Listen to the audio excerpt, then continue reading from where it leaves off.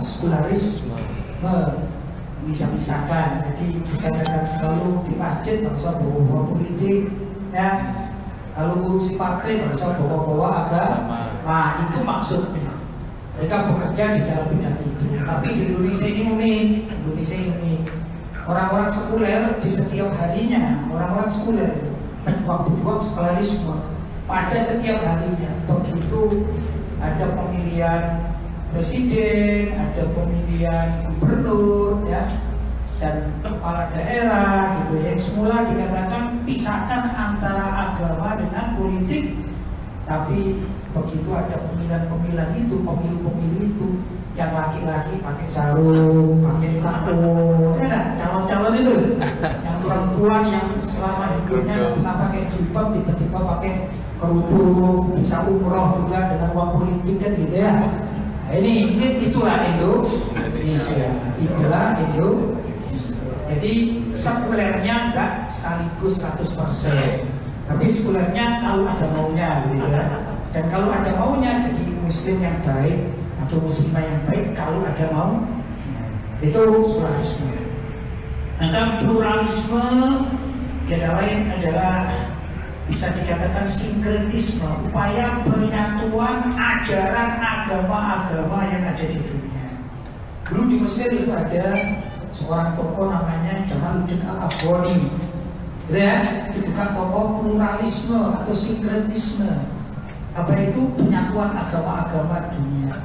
Dulu ada satu tokoh di Indonesia ini pernah ceramah, saya merekam ceramahnya itu, mengatakan begini: saya ingin membuat suatu tempat peribadatan yang bawah itu masjid bertingkat, lantai kedua ya, lantai dasar masjid, terus lantai berikutnya atasnya ini gereja, udah lantai berikutnya ini vihara, lantai berikutnya itu pura, demikian dan seterusnya.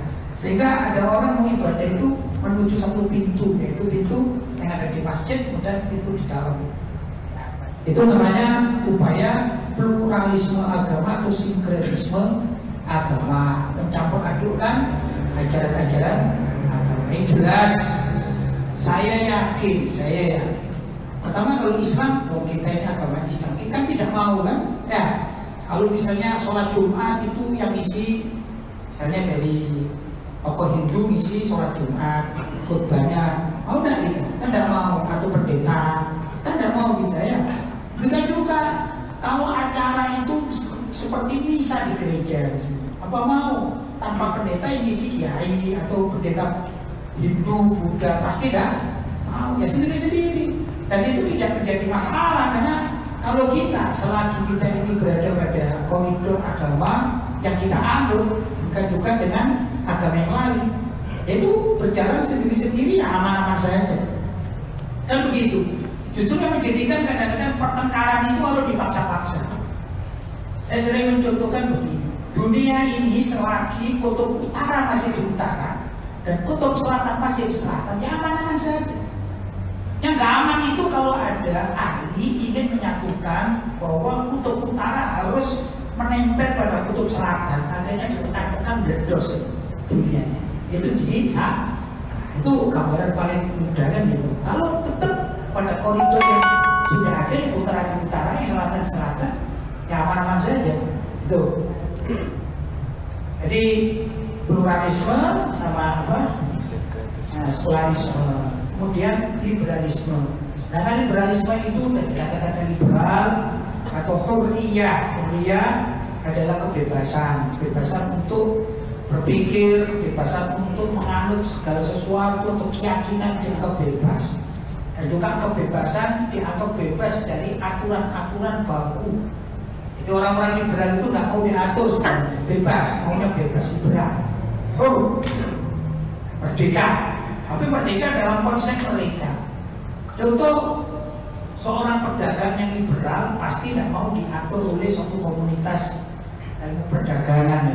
Misalnya ada orang pedagang yang liberal, pada akhirnya menimbun sebut saja apa ya, bahan pasar cabai ya, misalnya cabai, dan ditimbun, pada akhirnya dia akan memainkan harga sesuai dengan keinginannya, tak cara cabai itu hilang di pasaran. Nah, itu pemikiran-pemikiran liberal dalam dunia perdagangan.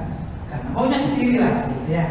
Dalam dunia politik negara, yang namanya liberal itu ya maunya sendiri, tidak ada aturan pemerintah, itu tidak ada. Misalnya lalu lintas, nah, bermasalah, mau ada lampu merah, mau ada tanda merah di palang nggak boleh lewat, dia lewat saja. Itu sebenarnya pemikiran-pemikiran pemahaman liberal dalam dunia lalu lintas, maunya sendiri gitu. Kalau dalam bidang agama juga begitu. Liberal di dalam Islam atau mereka menamakan diri sebagai Islam liberal adalah Islam yang tidak mau diatur oleh aturan syariat, pada khususnya aturan yang ada dalam Al-Quran maupun hadis Nabi Muhammad SAW atau kesepakatan para ulama dunia. Itu mereka tidak mau diatur oleh itu, mereka ingin bebas. Sebenarnya kalau saya mencermati tentang dunia liberalisme yang ada di dalam Islam itu tiada lain kelompok yang melanjutkan dulu ada program-program di kalangan penjajah di Indonesia ini, ada Slobodan Gurunya dan Van der Plas dan lain sebagainya, yang mereka ini adalah orang-orang Barat atau orang-orang Belanda yang hidup di Indonesia, kemudian mempelajari tentang keislaman, bahkan Slobodan Gurunya dan kawan-kawannya pernah ke Saudi, pernah belajar di Arab gitu ya, sampai matang sekali. Baca Al-Qurannya, memahami Al-Quran juga matang, hadisnya juga matang, kitab-kitab agama juga matang, tapi tidak mendapatkan hidayah. Sehingga akhirnya kalau Slobodan Gurunya dan Van der Plas dan kawan-kawannya ini yang pertama yang saya baca dalam sejarah, walaupun saya bukan ahli sejarah ya. Nanti kalau tanya, jangan tanya sejarah tahun-tahunnya, saya bukan ahli sejarah, saya ahli fikih ya, ngaji Quran gitu. Tapi saya membaca. Itu pertama yang dirusak dulu masyarakat Aceh. Begitu. Masyarakat Aceh saking kuatnya, akhirnya mereka membuat suatu aturan di mana masyarakat Aceh itu tidak mau kembali kepada syariat Islam. Walaupun hal sekarang juga masyarakat Aceh kembali lagi, tidak menghidupkan syariat Islam. Itu adalah karya Slobodan Gurunya dan kawan-kawannya. Nah, mereka itu orang Barat mempelajari keislaman atau ketimuran, maka diberi nama istilahnya apa? Orang-orang orientalis, yaitu orang Barat yang mempelajari ketimuran, maksudnya keislaman, bukan untuk diamalkan. Jadi Slobodan Gurunya itu hafal Quran, hafal hadis, tapi tidak sholat, karena tidak diamalkan. Tujuannya apa? Untuk dipelajari, dicari celah.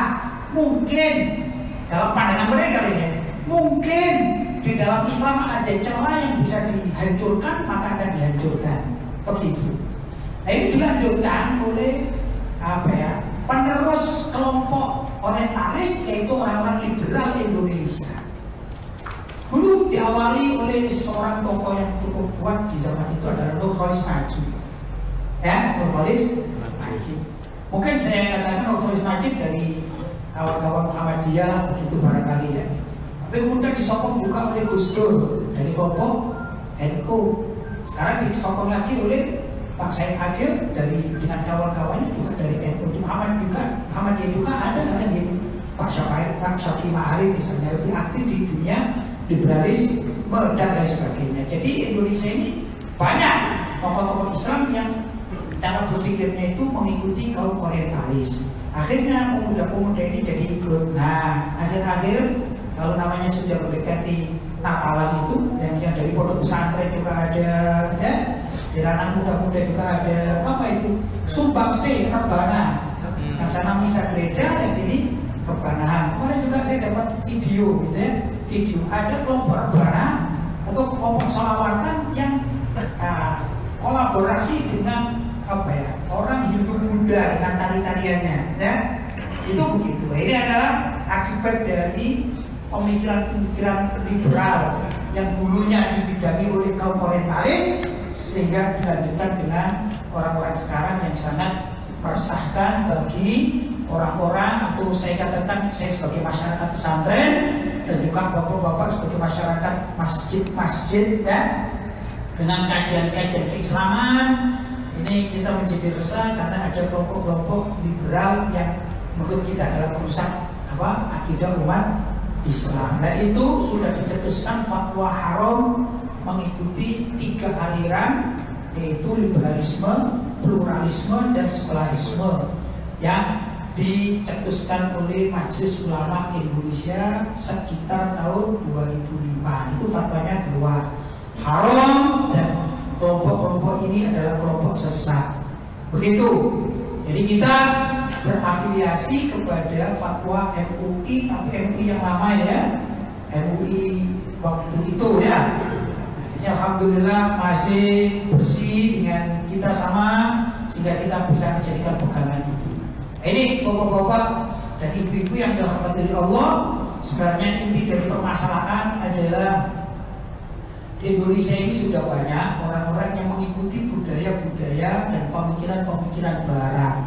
Saya katakan pemikiran Barat ya, yang di sana ada suatu tradisi. Jadi di Barat itu kan macam-macam. Orang Islam banyak di Barat, tapi orang non-Muslim yang mempelajari keislaman juga banyak. Nah, kalau kita tarik garis ke atas, sebenarnya orang Barat itu kan dikuasai atau disetir oleh orang-orang Yahudi Zionis. Di Barat itu banyak orang-orang Nasrani, Orientalis, tapi di atas mereka saya katakan semacam penasehatnya lah gitu ya, itu juga dari kelompok Zionis ya. Zionis itu orang Yahudi. Jadi sesuai dengan firman Allah, walan tarda ankal yahudu walan nasara hatta tattabi'a millatahum. Walan tarda selama-lamanya. Ini kalau saya katakan ini menurut ilmu pesantren, walan, nah ini nafil abad namanya. Dinafil abad untuk mentiadakan selama-lamanya, menyalan ya. Walan tarda selama-lamanya tidak akan ridho, tidak akan tinggal diam. Walan tarda angkat terhadap engkau, hai Nabi Muhammad dan umatmu, gitu ya. Kita ini al-Yahudu, orang-orang Yahudi. Dalam bab ini kita batasi sebagai gerakan Zionisme ya. Walan Nasara, dan orang-orang Nasrani. Dalam bab ini kita batasi dengan orang-orang yang punya misi ya, misionaris atau juga ya tadi liberalisme atau orientalis. Yang orientalis itu di dunia barat kan begitu ya. Ada taqwa kali itu wal nasara hatta tattabi'a millatahum, sampai mereka hatta tattabi'a, sampai engkau Nabi Muhammad dan juga umatmu itu tattabi'a mengikuti millatahum, milah mereka. Menurut ahli tafsir, milah itu tidak harus agama. Dan tujuan utama kita pindah ke agama mereka. Tujuan utama. Cuma beda antara orang Yahudi dan Nasrani, itu beda misi. Orang Yahudi itu orang yang eksklusif, tidak mau, tidak boleh. Kita daftar jadi Yahudi tidak boleh, itu bangsa Yahudi. Gitu ya. Seperti panjenengan yang orang Solo asli, bukan orang Madura. Maka kan sulit mau daftar jadi orang Madura. Saya lebih jadi warga Madura, bukan warganya, etnis Madura. Ya nggak bisa. Kamu itu asli etnis apa? Solo, Jawa. Sebaliknya orang Madura, ya nggak sulit akan menjadi orang Padang. Boleh nggak? Saya daftar jadi etnis Padang, nggak bisa. Dan gitu kan? Nah, Yahudi itu etnis, sehingga tak mungkin menerima orang seperti kita menjadi bangsa Yahudi. Sedangkan Nasrani itu lebih inklusif, ya, terbuka, karena mereka ini adalah agama, maka siapapun boleh masuk agama mereka. Cuma di dunia ini yang unik, justru dari Yahudi itu yang menguasai dengan Zionismenya, menguasai dunia. Ya, di Amerika itu yang paling banyak kan penduduknya Nasrani, tapi yang paling berkuasa justru dari Yahudi. Inilah uniknya ya. Tapi Al-Quran sudah menyatakan walan tarda ankal yahudu walan nasara hatta tattabi'a millatahum. Kembali pada milah menurut para ulama dan cocok dengan apa yang kita temui di masyarakat, bahwa milah itu tidak harus agama, tetapi mulai dari peradaban. Itu ya, pemikiran, perilaku, peradaban, mulai peradaban pergaulan, pendidikan, ekonomi. Nah ini kita diajak agar mengikuti peradaban Zionis dan orientalis begitu. Ini yang jadi masalah. Kita tidak harus pindah agama, tapi kalau peradaban kita, dunia politik juga ikut mereka, dunia pendidikan ikut mereka. Jadi ya, kalau masih salah perang. Saya katakan ini namanya istilahnya Ghazwul Fikri, perang peradaban, yaitu perang yang tanpa pakai senjata, tanpa fisik. Tapi saya mohon maaf ya, Lalu saya ini dari kakek saya gitu ya. Kakek saya pernah cerita dulu orang Islam ini mohon maaf ya, ini kita bicara realita ya, bukan persinggungan apapun. Mohon maaf, kakek saya sudah wafat lama waktu masih kecil cerita. Saya orang NU ya, jadi saya bicara NU sementara ya, mohon maaf. Katanya begini, dulu orang NU itu yang namanya orang NU, tokoh NU itu seperti wajib bersarung. Mohon maaf ya. Yang kedua tidak boleh buka peci, gitu. Apa dulu? Jadi kalau ada orang NU yang tidak bersarung dan tidak berpeci itu diragukan ke NU-nya, begitu zaman dahulu kala. Tapi begitu Gus Dur jadi ketua PBNU, dia pakai celana dan dipakai tidak pakai peci dia. Kan begitu. Nah ini kan namanya apa? Sudah terdegradasi dalam bab ini kan gitu ya. Sekali lagi saya hanya menceritakan keadaan. Demikian juga dengan masyarakat pada umumnya. Ya, kita alhamdulillah bapak-bapak dan ibu-ibu saya yakin di rumahnya masih ada yang punya gamis misalnya. Ya, saya yakin bapak-bapak ini walaupun nyimpen 1-2 ya, apalagi habis umroh, habis haji gitu ya. Tapi pakai gamis kalau mau ke swalayan kan agak sungkan, kayak enak ya gitu. Nah, ini kan sebenarnya terdegradasi kita ya. Kita terdegradasi. Begitu. Saya ini pergi kemana-mana pakai sarung, pakai peci, pakai gini. Waktu saya pergi ke Turki, saya tidak anggap aneh di Turki. Tapi sebelum eranya Erdogan, aneh. Oh ada orang Islam yang masih pakai sarung, pakai aneh. Padahal ya gitulah. Ini umat Islam saya katakan bukan sekedar di Indonesia, di seluruh dunia ini terdegradasi. Di Saudi pun begitu sekarang. Yang namanya diskotik ya ada di Jeddah, ada di beberapa tempat juga ada. Mulailah ini saya katakan sudah kalah perang di dalam dunia Ghazwul Fikri atau perang peradaban, perang pemikiran, dan mereka perangnya tanpa harus menggunakan fisik. Itulah bapak-bapak dan ibu-ibu asal masalah dari apa yang ingin saya sampaikan, dan mudah-mudahan nanti bisa jadi diskusi yang baik. Saya mungkin tidak bisa setengah jam, tapi ini untuk mengawalinya insya Allah akan menjadi suatu motivasi.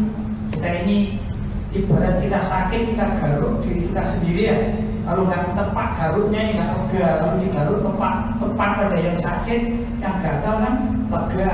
Sehingga kalau ketemu tempat itu mudah-mudahan kita bisa cari salep, cari obat untuk mengobati diri kita, dan insya Allah kita akan menghadap Allah dalam dengan keadaan baik, diridhoi Allah, dipertemukan dengan junjungan kita Nabi besar Muhammad SAW bersama-sama di surganya Allah Subhanahu wa taala, an-nabiyyin, as-siddiqin, wasyuhada, was-shalihin, wa hasuna ulaika rafiqa, dzalikal fadlu minallah wa kafa billahi alima. Itu saja mukadimah dari saya. Wassalamualaikum warahmatullahi.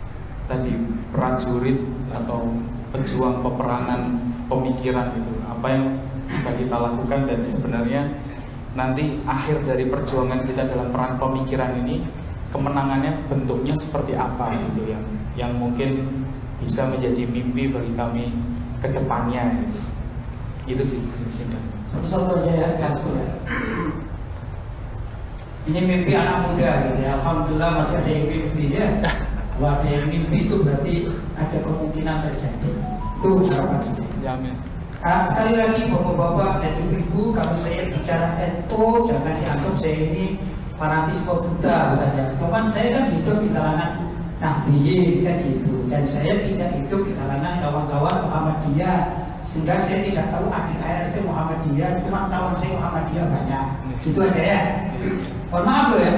Karena kalau saya bicara itu nanti tersinggung jangan. Tapi saya ingin membicarakan sedikit begini sebenarnya. Saya itu sering membaca konsep NU di masa lampau yang dibedakan oleh Hasyim Asy'ari dan kawan-kawan beliau gitu ya. Salah satu dari muktamar NU yang ada di Banjarmasin itu mengatakan bahwa Indonesia itu adalah negara Islam. Masya Allah. Negara Islam itu hasil muktamar NU Banjarmasin.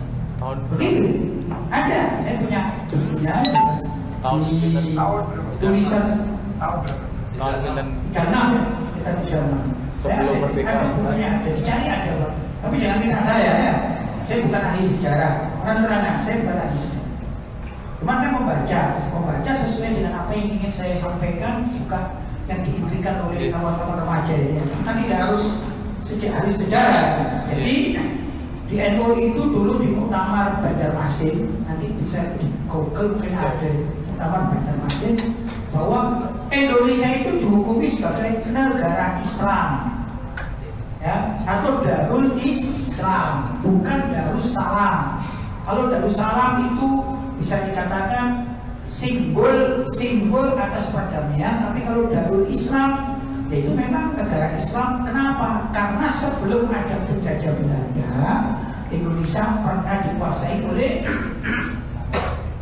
tokoh-tokoh Islam, begitu ya? Dikuasai oleh tokoh-tokoh Islam dan diberlakukan syariat Islam. Lalu di dalam riwayat-riwayat ulama-ulama NU terdahulu yang diyakini, salah satu ada seorang yang membawa aliran sesat bernama Syekh Sidi Jenar, itu dihukum atau difatwa mati. Fatwa mati itu tidak ada di dalam dunia demokrasi, tidak ada. Adanya cuma di di Darul Islam. Difatwa mati oleh siapa? Oleh para wali songo. Itu yang diyakini oleh orang-orang NU. Jadi aliran sesat difatwa mati. Nah, itu dari mana? Ya dari konsep negara Islam. Itu ya. Nah, ini ada di dalam buku-buku Bedol Tanah Jawa misalnya, ada. Bukan kata saya ngarang sendiri kayak cerita komik bukan, ada dasarnya. Termasuk juga dasarnya adalah Muktamar di Banjarmasin. Jelas ya? Nah, kemudian masuklah Belanda, kemudian dirombak segala macam Belanda oleh mereka. Akhirnya dijadikan negara yang sekuler. Tapi di dalam hukum menurut ulama-ulama Ahlussunnah wal Jamaah yang dianut oleh NU itu, selagi suatu negara sudah pernah dipegang oleh umat Islam dan diberi nama Darul Islam, maka selama-lamanya menjadi Darul Islam. Adapun tengah-tengah dalam perjalanan ini kok dikuasai oleh orang kafir, maka disitulah dalam penguasaan misalnya 10 tahun itulah celah. Andai kata ada suatu waktu orang kafirnya ini diusir dari negara tersebut, maka otomatis kembali pada Darul Islam. Begitu, ini sejarah NU. Bahkan di sejarah Indonesia kita mengenal namanya Piagam Jakarta. Nah begitu kan, dalam Piagam Jakarta yang ringkasnya ada 7 kata, yaitu kewajiban melaksanakan syariat Islam bagi pemeluknya masing-masing. Nah itu kan sejarah. Andai kata sejarah itu kemudian dipotong oleh sejarah yang lain, kemudian suatu saat ada satu waktu yang bisa mengembalikan sejarah tadi itu, maka harus kembali.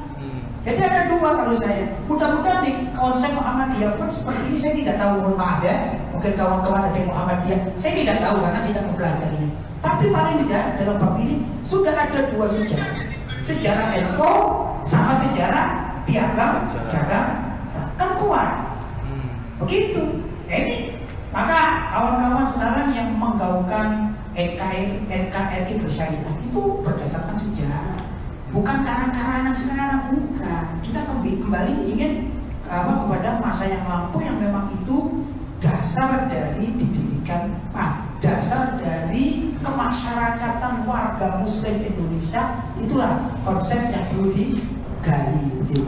Ya, maka tujuan tadi tanyakan apa tujuan terakhir? Ya sudah, kita melaksanakan syariat Islam. Yang unik di Indonesia ini, apakah tidak ada pelaksanaan syariat Islam? Bagi saya sudah ada, cuma tidak maksimal. Begitu. Contoh misalnya, urusan pernikahan itu ada syariat Islamnya, makanya ada KUA, kan gitu kan? Ada kalau masalah-masalah namanya wali hakim, ya dah. Seorang wanita yang tidak mempunyai wali, ya, maka saat menjadi calon kemanten wajib menggunakan wali hakim. Wali hakim dari mana? Pemerintah. Begitu. Nah pemerintah sekarang KUA. Nah KUA itu siapa? KUA adalah wakil dari Kementerian Agama di kabupaten. Wakil Kementerian Agama kabupaten sebagai wakilnya dari provinsi. Kan begitu. Di provinsi wakil dari kepala negara. Nah, maka dulu tak kalah ada calon presiden wanita itu sebagian tokoh-tokoh pesantren yang masih lurus ya katakan itu menolak bukan karena figur fulana bin fulana, bukan. Terus gimana perwalian bagi kemanten-kemanten yang tidak punya wali keluarga, wali apa namanya, wali ayah, wali kandung, itu gimana? Kan harus wali hakim. Padahal wali yang ada di KUA ini mewakili presiden. Kalau presiden wanita apa boleh jadi wali. Itu yang jadi masalah, bukan karena suka dan suka. Itulah sebenarnya yang dipelajari pesantren.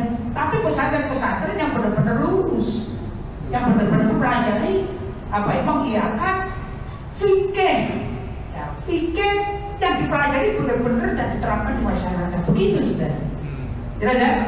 Nah, jadi ya itulah konsep yang ingin kita kembalikan pada dunia pesantren, dunia masjid. Dulu kan ulama dibagi dua. Ulama yang bisa mendirikan pesantren namanya ulama pesantren. Ulama yang tidak mempunyai kapasitas, mungkin tidak punya tanah segala macam, maka mereka konsolidasinya pada umat di masjid. Ilmunya sama. Jelas? Baik. Lanjutnya. Terima kasih. Jadi dari sini kita mendapatkan gambaran ini, beliau ini ulama yang jujur terhadap generasi muda. Karena selama ini banyak hal-hal yang ditutupi, sehingga yang jelas dan terang menjadi sama-sama. Nah, dengan demikian kita tahu bahwasanya umat Islam Indonesia itu menghendaki berdirinya negara Islam, bukan negara Darul Islam. Nah, inilah bukan Darussalam. Mohon maaf, inilah fakta sejarah yang harus kita ketahui dengan jelas, terutama generasi muda. Nah, kemudian hadirin sekalian, masih ada waktu untuk satu pertanyaan dari saya. Oh ya, silakan.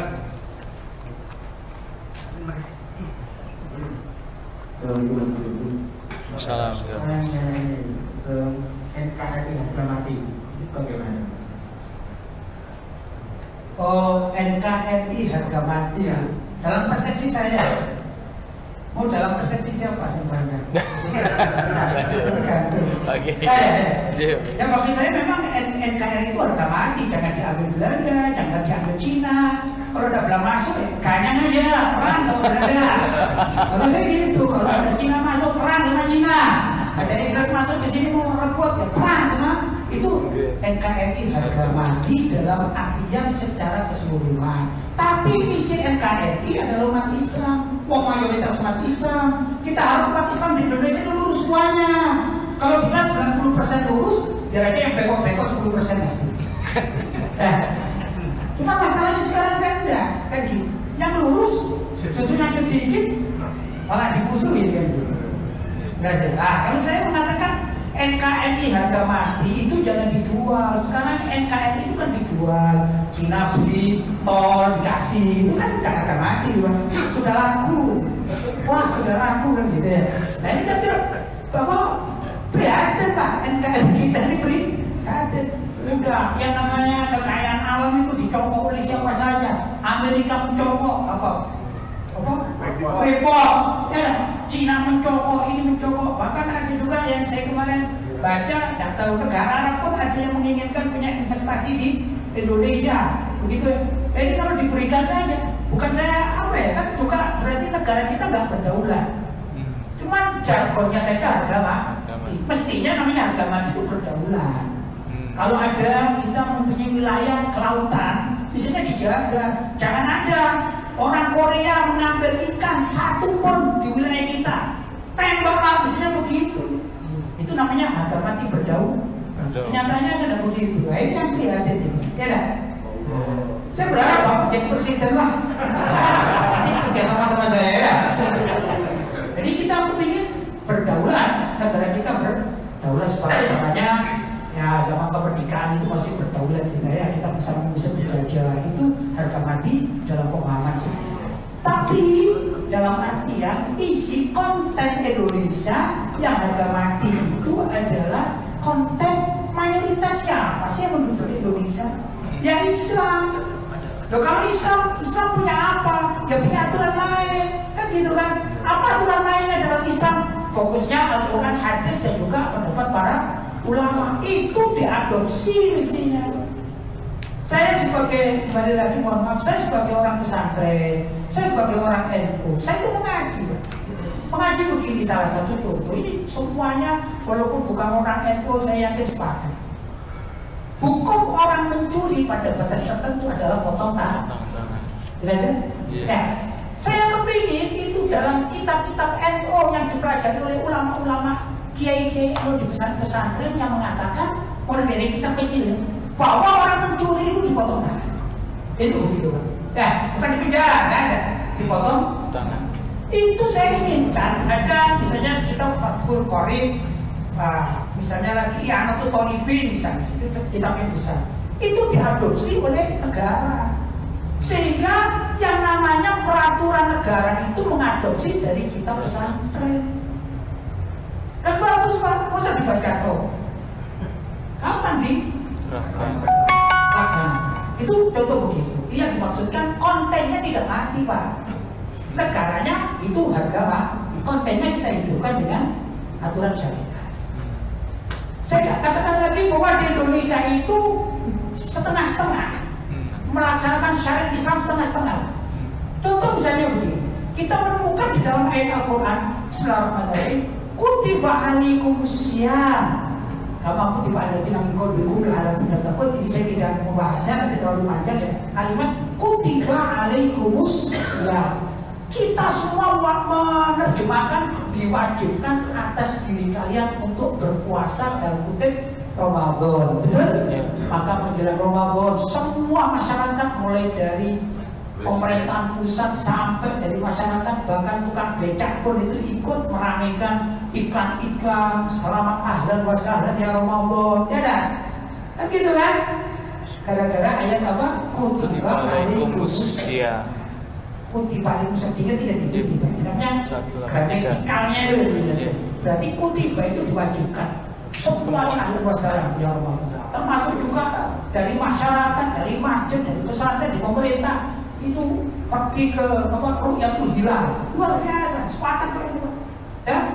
Bahkan saya kemarin ke Gresik, daerah Ujung Pangka itu mau dibangun tol ke sana untuk ke tempat Ujung Pangka. Kenapa? Karena tiap tahun untuk Ru'yatul Hilal, kan luar biasa itu, bikin tol demi untuk memakmurkan Ru'yatul Hilal, luar biasa. Kita acungkan jempol, ya dah, bagi masyarakat Indonesia mulai dari yang rakyat sampai pemerintah.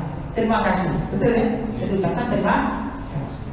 Tapi ada ayat lain yang sama. Kutiba alaikumul qisas, diwajibkan atas kalian untuk qisas. Ya orang membunuh harus dibunuh. Termasuk salah satu qisas adalah orang zina dirajam, orang mencuri potong tangan, itu masuk dalam artian kisos. Terus ada enggak partai-partai yang ada di mana? Di Senayan itu membicarakan kalimat kutiba alaikumul qisas, ada benar? Enggak ada Pak. Jadi yuk minum bibadil kitab, mereka ini mengimani bibadil kitab dengan salah satu sebagian dari kitab wayak furu bibad dan mengingkari di ayat-ayat yang lain. Separuh-separuh. Itulah yang terjadi di Indonesia. Bukan mereka saja, kita pun begitu kok. Ini repot. Jadi kita kurang sadar untuk mengimplementasikan ayat-ayat Al-Quran dalam kehidupan sehari-hari. Tak kala ayat itu berkaitan dengan sesuatu yang benar, yaitu kisos misalnya dan lain sebagainya. Ini kan problem, ya. Jadi kalau dikatakan apakah Indonesia ini negara sekuler, setengah-setengah, apakah negara Islam setengah-setengah juga, ya. Dikatakan apalagi urusan haji, Pak. Masya Allah, pemerintah ini luar biasa, sangat peduli dengan urusan haji, Pak. Kuotanya diatur, dananya juga diatur, Pak. Saya di sini masalahnya. Iya. Jadi kalau yang enak-enak itu ya diambil gitu. Yang enak-enak ini repot gitu. Nah inilah masalah yang ada di Indonesia ini. Kitanya juga kurang kurang betul-betul peduli dan bekerja atau berjuang untuk hal-hal yang sepertinya sepele, tapi itulah ajaran Islam. Sepele ya. Oh karena yang keren gitu ya. Saya sering ke Malaysia, mohon maaf, saya ke Malaysia menemukan suatu hal yang unik di Malaysia. Orang Malaysia itu bagi saya secara literatur atau pemahaman agamanya itu jauh di bawah orang Indonesia. Ulama-ulamanya lah saya katakan. Bukan berarti ulama di sana nggak ada, bukan. Tapi secara umum saya katakan ulama-ulama di Malaysia itu standarnya di bawah ulama-ulama kiai Indonesia. Itu yang saya tahu. Karena saya sudah 5 tahun keluar masuk Malaysia, jadi agak tahu, gitu ya. Nah, cuma masalahnya orang-orang Malaysia itu lebih mengedepankan praktek di lapangan. Mohon maaf ya, mohon maaf. Saya seragam seperti ini, pakai sarung, pakai takwa, pakai sorban, pakai imamah. Itu kalau di Indonesia, ini disebut kiai, ustadz kan begitu. Nah, tidak mungkin saya ini katakan tukang beca, tidak mungkin kan gitu ya. Orang pun gojek tidak mungkin. Itu persepsi masyarakat. Saya seperti ini suatu saat datang ke Malaysia di awal-awal, datang ke Malaysia, diminta oleh takmir masjid untuk menyampaikan ceramah di masjid. Subhanallah, saya lihat di sana seperti di Saudi Pak, semuanya pakai toh, ya, gamis semuanya. Saya pikir ini yang kiai mereka apa saya ya? Setelah saya ceramah selesai, kemudian kan dipersilakan makan. Saya tanya, Bapak siapa? Bulan bin Bulan, kerjanya apa? Saya pegawai bank. Luar biasa, pegawai bank itu kalau ke masjid pakai toh, pakai imamah. Saya tanya lagi, saya mana? Saya pegawai ini, ternyata pegawai begitu. Jadi mereka mengimplementasikan pemahaman yang didapat dari pengajar-pengajar itu langsung, Pak. Sedangkan kita enggak, Indonesia itu kan enggak. Makanya saya katakan Indonesia ini setengah-setengah, Islamnya setengah ya, nggak hidup dan tidak mati. Itulah yang saya tahu. Jelas ya? Ya? Orang bilang KRI harga mati. Iya, secara akidah begini. Secara akidah itu kita umat Islam harus sepakat kepada sesuatu yang perlu disepakati. Ya, adapun perbedaan pendapat itu sebuah keniscayaan di dalam forum. Contoh begini, akidah kita tidak bisa mengingkari bahwasanya Al-Quran, kitab suci umat Islam ya, Al-Quran 30 juz itu. Kamu gitu kan? Kalau Ahmadiyah, yang lain-lain, Syiah mempunyai kitab lain sendiri ya, monggo. Kita tidak ikut itu kan gitu kan? Kita sepakat, jelas ya? Dan kita sepakat Nabi Muhammad adalah Nabi akhir zaman. Kalau Ahmadiyah punya Nabi terakhir, Baha'i punya Nabi terakhir, itu bukan Islam kan gitu. Ini harus sepakat. Tapi kalau masalah Amalia, ada 4 mazhab. Guru saya itu Maliki, saya itu Syafi'i. Begitu. Guru saya itu kalau sholat, tak pakai sedekah. Jadi Allahu Akbar begitu. Guru saya. Ya saya sering ikut.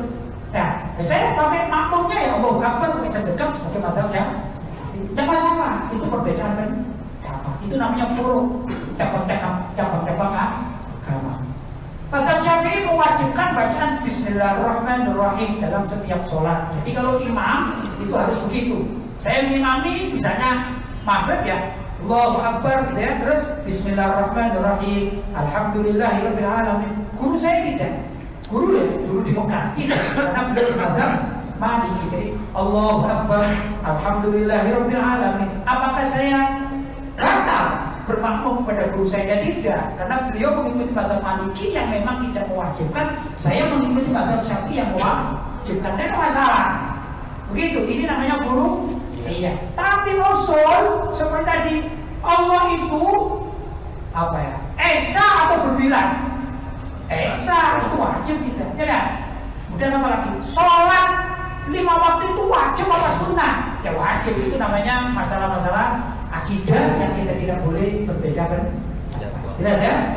Nah, jadi NKRI harga mati dalam kalimat berdaulat sebagai negara. Harga mati jangan sampai diambil oleh negara lain. Kontennya, isinya mestinya yang mayoritas yang menguasai, ya begitu. Jangan untuk menghambat tubuhnya Islam juga. Gimana? Dibuka seksnya akan justru menghambat tubuhnya Islam juga ya. Oh, NKRI harga mati menghambat. Itu oknum, Pak.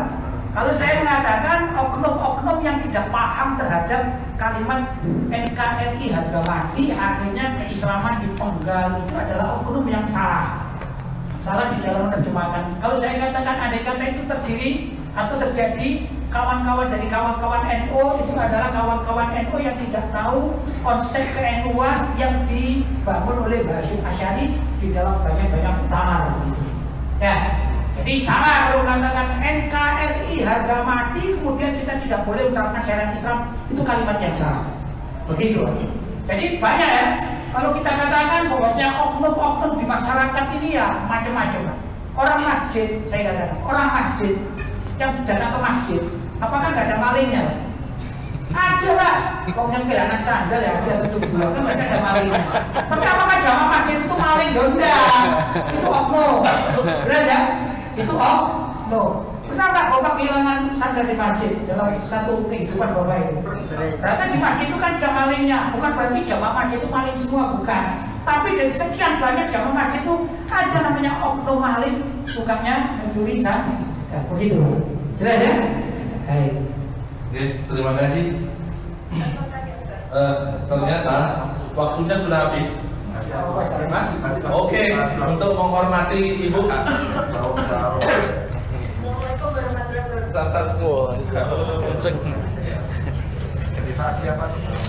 Assalamualaikum warahmatullahi wabarakatuh. Ustaz. Ini, Ustaz, di dunia pendidikan khususnya anak-anak sekolah nih, kan sekarang itu wajib menyanyikan lagu wajib Indonesia Raya dan lagu nasional, gitu. Nah, pada waktu kita menyanyikan lagu Bagimu Negeri Jiwa Raga Kami, apakah ini tidak bertentangan dengan Kul inna sholati wa nusuki wa mahyaya wa mamati lillahi rabbil alamin? Itu. Karena kan jangan sampai karena lagu ini, ya karena lagu ini kan Bagimu Negeri Jiwa Raga Kami, dan bagi Esa bagaimana? Ini menggelitik saya sebagai saya seorang pendidik. Itu ya. Assalamualaikum warahmatullahi wabarakatuh. Waalaikumsalam warahmatullahi wabarakatuh. Kalau saya membagi dua Ibu ya tentang masalah kebangsaan ya sama keislaman itu saya membagi dua.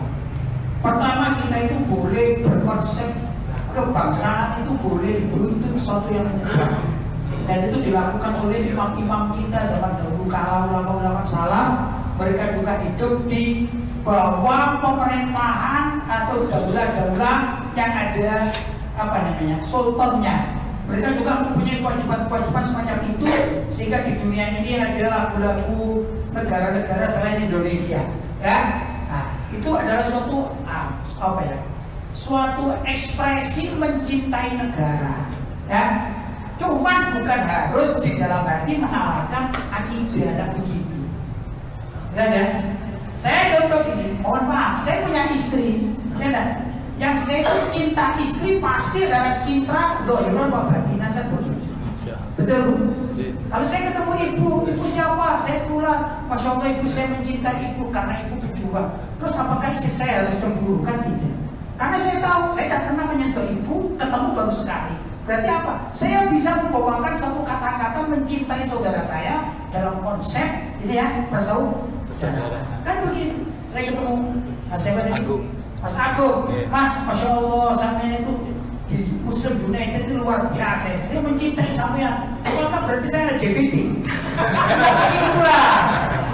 Ya kan? Jadi ada kaidah-kaidah tertentu, ini batas-batas demikian. Ya, ada batas-batas yang lain. Bukan juga dengan negara. Saya pun mengatakan jiwa apa? Bagimu negeri jiwa raga kami. Jiwa dalam kebangsaan tidak apa-apa. Kalau tidak kan merdeka dulu Indonesia. Nah merdeka dijajah terus Bu. Tapi di dalam konsep saya berinteraksi dengan Allah SWT, bukan sekedar jiwa raga. Segala ini milik Allah. Inna lillahi wa inna ilaihi raji'un. Mati-matinya kita itu milik Allah. Begitu. Jadi kalau saya jangan dipertentangkan, menurut saya ya, jangan dipertentangkan antara kita mencintai bangsa dengan lagu-lagu heroik kemerdekaan, ya, dengan kita ini sedang beragama. Cuman yang perlu ditentang Ibu, kalau ada orang kebangsaan melarang kita untuk beribadah kepada Allah, ini tidak boleh, kita harus menentangnya. Kita dulukan Islam kita, baru kemudian kebangsaan kita. Jelas Bu ya? Itu kalau saya begitu menerjemahkan. Jadi hidup juga tidak kaku-kaku amat Bu. Ya, kita hidup di negara yang kita nyaman, untuk mencari akhirat kita juga nyaman dan aman begitu. Sedangkan kalau kita suka mempertentangkan, biasanya kelompok kebangsaan itu mempertentangkan urusan agama. Ya, balance gitu ya, menurut saya. Sedangkan orang yang kebetulan umumnya itu pemahaman agama yang minded itu mempertahankan dengan kebangsaan. Kalau kita padukan selesai.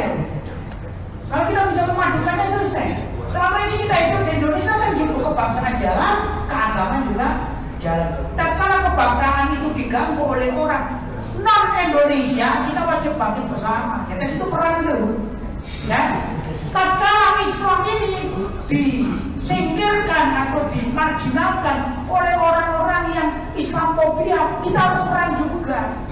Jadi dapat dua gini, dapat hidup di dunia enak, dapat di akhirat enak. Itu sesuai dengan doa kita, Rabbana atina fid dunya hasanah wa fil akhirati hasanah wa qina adzaban. Nah, itu konsep yang menurut saya tengah-tengah, moderat. Jadi kalau kita bicara moderasi itu jangan dikatakan moderasi ala liberalisme, bukan. Moderasi ala kita adalah dunia dapat, akhirat dapat. Masjid dapat, negara Indonesia juga dapat. Ada bendera NKRI kita dapat, tapi masjid kita terus berjalan seperti masjid Muslim United. Gimana Majelis Muslim United? Apakah anti NKRI harga mati? Enggak. Buktinya sama di NKRI kan? Tidak. Saya nggak anti juga. Alhamdulillah KTP saya juga dikeluarkan oleh pemerintah di Singosari tempat saya ini. KTP saya, SIM saya juga begitu. Kita nggak anti kok. Yang kita musuhi, yang kita perangi adalah orang-orang yang membelokkan semua arti itu. Jelas? Kita moderat, umatan wasaton, umat yang tengah-tengah. Ada? Jadi kalau ada orang yang mendiskreditkan bangsa Indonesia, mau mengambil alih segala macam dikuras, maka kita perang dengan mereka seperti orang-orang di luar negeri yang mencuri harta bangsa Indonesia plus antek-anteknya. Dulu kenapa sih Belanda itu kok sampai berapa tahun? 350 tahun. Belanda itu sedikit Bu, Belanda yang asli itu sedikit. Yang banyak itu Belanda PSN. Yahudi itu sedikit, di Indonesia yang banyak Yahudi saya yang bela Israel, ini banyak Yahudi PSN. Kita tidak mau itu, kita tetap bangsa Indonesia independen, merdeka, NKRI harga mati dalam kedaulatan kenegaraan. Tapi Islam harus terus berjaya, tidak boleh ada yang mendiskreditkan Islam dan segala macam kegiatan umat Islam. Akan kita lawan kalau ada orang yang Islamofobia dan melarang kegiatan umat Islam, apalagi di masjid-masjid. Jelas ya? Sepakat? Sepakat.